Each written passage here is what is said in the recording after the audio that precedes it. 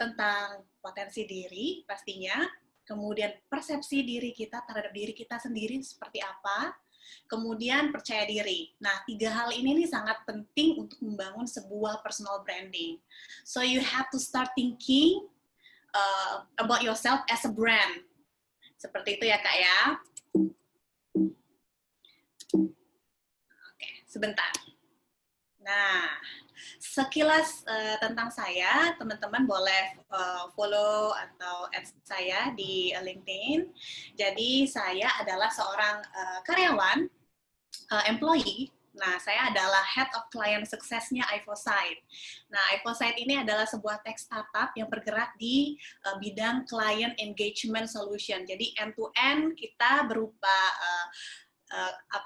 berupa software as a services, dan kita juga ada managed service-nya juga, jadi end-to-end sekali.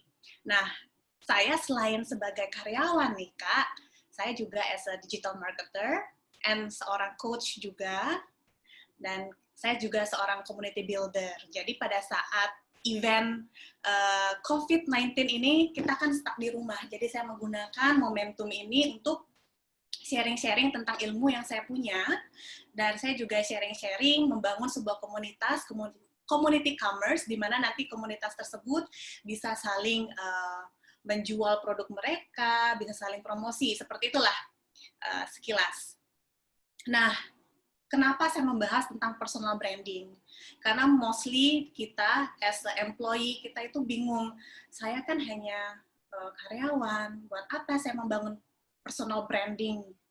Padahal personal branding ini sangat bisa membantu mensupport pekerjaan kita sehari-hari, terutama bagi teman-teman yang memang di bidang business development ataupun sales.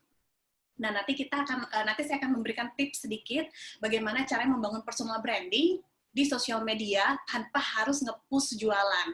Jadi intinya adalah personal branding ini gimana cara kita memperkenalkan diri kita biar duit yang datang sendiri nih, jadi biar nggak kita kejar-kejar rezeki, jadi biar rezeki yang ngejar kita. Gimana caranya? Nah, itu dia.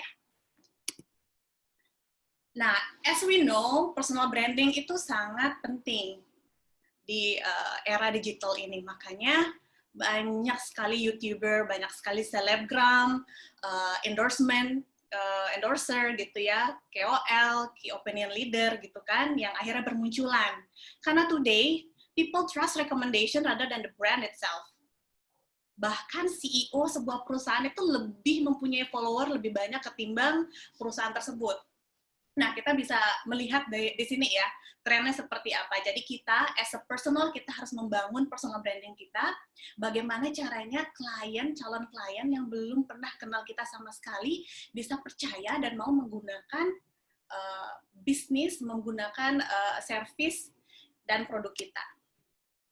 Well, we all know people do business with people they know and trust. Nah, maka dari itu personal branding itu sangat penting untuk membangun, untuk kita kenalan lah, untuk calon klien, kita kenalan dengan mereka, membangun sebuah hubungan, pertemanan, dari sana baru kita, oke, mungkin next step-nya adalah mungkin kita bisa brainstorm, what we can do together, seperti itu, and then we have to build trust. Itu yang paling penting. Nah, ini ada beberapa research sebetulnya. 82% of customer trust a company when the senior management members are active on social media. Nah, ini seperti yang tadi saya bilang, seorang CEO tuh bahkan jauh memiliki follower ketimbang perusahaannya sendiri. Dan senior manajemennya juga harus aktif gitu. Karena customer percaya kepada orangnya.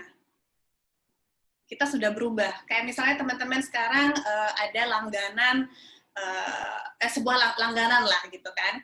Kita pasti akan membayar lebih biar kita nggak dapat namanya iklan. Jadi kita biar nggak ke-interrupt oleh iklan, kita membayar lebih. Kenapa? Karena kita udah nggak mau lagi diganggu dengan iklan-iklan. Saya nggak mau tuh mau beli produk karena iklannya, tapi saya lebih melihat orang yang menggunakannya siapa. Itu sudah menjadi tren sekarang. Oke. 3 P's dalam personal branding. Nah, ini dia. Potensi diri, persepsi diri, dan percaya diri. Nah, gimana sih cara tahunya untuk mencari tahu potensi diri kita? Tentunya kita harus tahu potensi diri kita terlebih dahulu, baru kemudian kita bisa membangun sebuah branding, personal branding. Nah, potensi diri ini bisa dilakukan berbagai banyak hal. Salah satunya dengan melakukan self-assessment. Kalau biasanya kita melakukan self-assessment karena memang HR yang minta atau karena memang kita mau masuk ke sebuah perusahaan, tapi kenapa nggak kita melakukan self-assessment? Sekarang banyak sekali platform-platform, startup juga banyak sekali bermunculan yang menciptakan sebuah platform di mana kita bisa melakukan self-assessment sendiri. Jadi kita lebih tahu fokus kita itu ada di mana. Kita tahu, oh, aku bagusnya di sini. Dan potensi diri ini juga bisa kita tanyakan ke teman-teman terdekat kita. They know us already. Dia sudah kenal kita dari dulu, sudah tahu kita seperti apa cara bergaulnya. Mungkin dengan bertanya kepada second opinion, kepada teman, atau seorang coach, atau seorang konsultan, teman-teman bisa tahu potensi dirinya ada di mana. Nah, yang kedua, ini persepsi diri. Ini tidak kalah pentingnya. Kenapa? Karena persepsi diri ini sangat mempengaruhi percaya diri kita. Kalau kita nggak percaya diri, gimana kita membangun personal branding? Betul nggak, teman-teman? Nah, ini saya buat diagram aja. How you see yourself. Bagaimana kita melihat diri kita sendiri, itu persepsi diri dan percaya diri kita. Gimana kita mencari komunikasi, sehingga itu menjadi your brand, your personal brand. Kalau saya memang saat ini juga masih tetap mencari potensi diri saya ada di mana. Tetapi jika tidak pernah kita lakukan, kita jadi tidak pernah tahu. And then your personal brand itu adalah how others see you. Maka dari itu sekarang saya berkeinginan untuk membangun sebuah personal brand as a coach or as a mentor.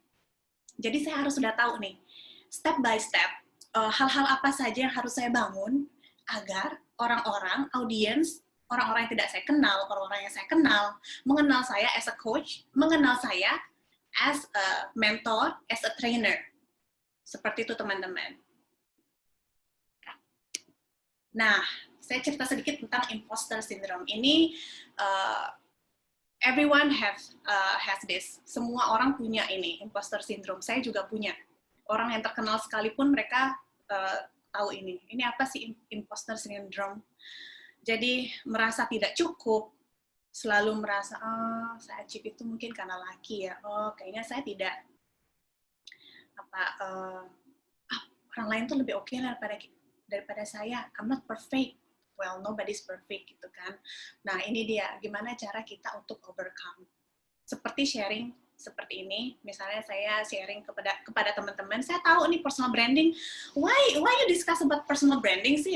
Thousands of people talking about personal brand, and why you put yourself here? Gitu kan. Nah, itu inner critics. Everyone has this inner critics. Itulah salah satu imposter syndrome yang harus kita overcome. So before I decided untuk untuk sharing di Cari Ilmu ini, saya juga punya seorang coach. Walaupun saya seorang coach, saya punya seorang coach juga. Beliau ada di Kanada today. Saya sharing, coach, saya mau sharing ini. Kenapa saya nggak pede ya? Saya harus sharing apa ya? Nah, itu dia. That's my imposter syndrome. Jadi, saya switch pemikiran saya. This is not about me anymore, but this is about the audience. This is about bagaimana saya bisa sharing sesuatu yang saya tahu dan mungkin saja teman-teman di sini membutuhkannya. Jadi it's not about everyone knows already, so why should I share this, gitu kan? But it's not about that, but it's about the audience. Jadi bukan about me anymore.